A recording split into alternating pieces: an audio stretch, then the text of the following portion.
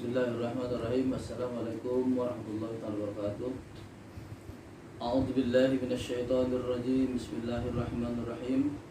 Alhamdulillahirabbil alamin wassalatu wassalamu ala asyrafil anbiya'i wal mursalin wa ala alihi wa rabbi shrah li sadri wa yassir li amri wahlul 'uqdatam min lisani yafqahu qawli. Rabbana ya Allah zidna ilman nafi'a warzuqna fahma sayyidina rahimin. Anak-anak Ustaz sayangi, harapan bangsa, harapan negara, dan harapan orang tua kita masing-masing. Kemarin kita bersyukur kepada Allah SWT karena berkat rahmat taufik hidayahnya. Mudah-mudahan di hari ini kita dapat bertemu melalui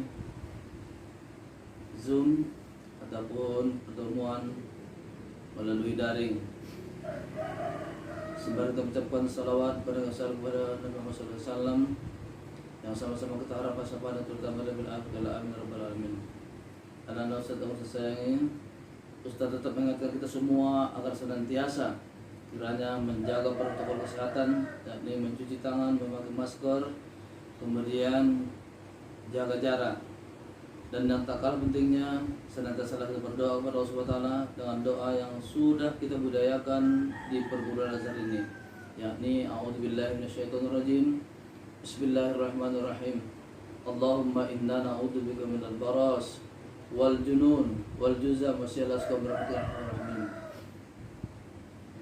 Mudah-mudahan berkat doa yang baru kita bacakan tadi kita mendapat perlindungan dari Allah SWT dari segala macam penyakit yang menular, baik itu corona maupun penyakit menular lainnya. Anak-anak sekalian,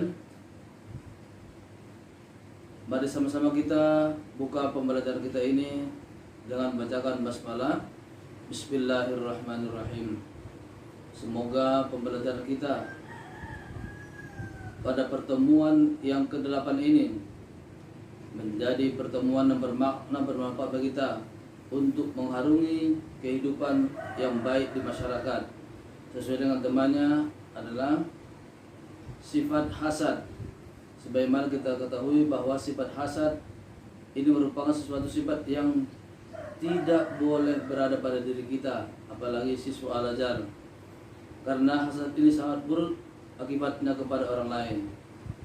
Hasad dengan iri sangat jauh berbeda. Kalau iri hanya berada pada wajah seseorang ataupun mimik wajah seseorang karena dia benci terhadap orang lain. Tetapi kalau sifat hasad ini, yaitu sifat dengki yang menginginkan keberhasilan orang lain nih, agar dihilangkan Allah keberhasilannya itu. Misalnya tetangganya punya mobil atau punya kereta atau punya barang baru, dia merasa cemburu, merasa iri dan dengki. Tingkatan daripada hasad ini adalah ingin dalam hatinya tahu, punya niat dalam hatinya untuk menghilangkan bagaimana supaya hilang barang yang dimiliki tetangganya ataupun yang dimiliki orang lain. Untuk itu mari sama-sama kita lihat video pembelajaran berikut ini.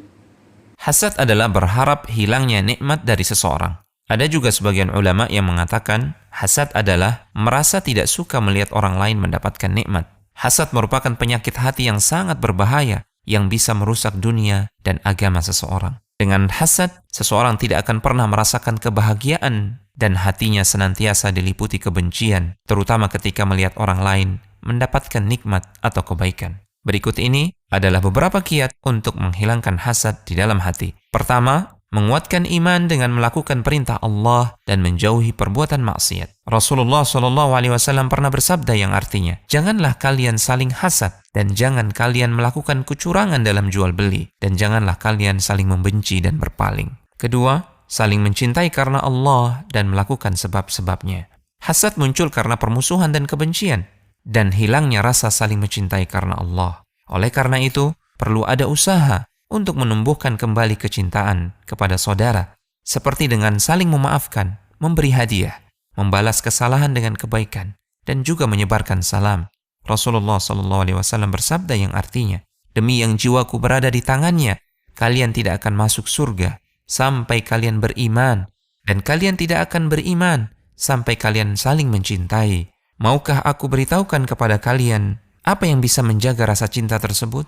Sebarkanlah salam di antara kalian. Ketiga, mengenal bahaya hasad dan akibatnya yang tidak baik. Ibnul Qayyim rahimahullah ta'ala menjelaskan tentang bahaya hasad. Hasad pada hakikatnya adalah menentang Allah dan membenci nikmat Allah yang diberikan kepada hamba-hambanya. Dengan mengenal keburukan hasad, diharapkan kita bisa menghilangkan hasad dari hati. Keempat, beriman kepada takdir Allah subhanahu wa ta'ala. Beriman kepada takdir menjadikan seseorang menerima sepenuhnya kelebihan yang Allah berikan kepada orang lain. Karena apa yang Allah telah tetapkan tidak akan berubah dengan hasad. Dan hasad terhadap pemberian Allah kepada orang lain bertentangan dengan takdir dan keinginan Allah. Ibnul Qayyim rahimahullah ta'ala berkata, hasad adalah bentuk menentang ketetapan takdir Allah. Kelima, berdoa dan memohon kepada Allah agar hasad dihilangkan dari hati.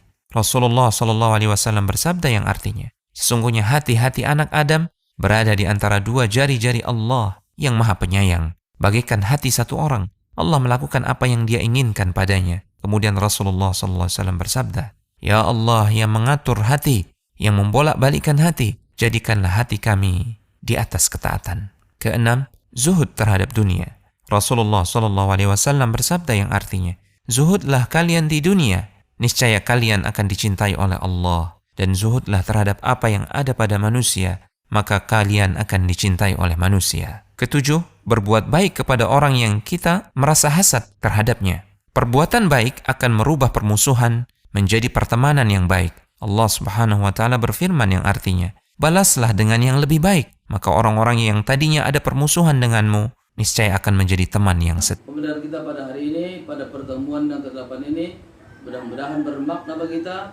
Mari sama-sama kita tutup dengan membacakan hamdalah, alhamdulillah rabbil alamin. Billahi taufiq wal hidayah. Assalamualaikum warahmatullahi taala wabarakatuh.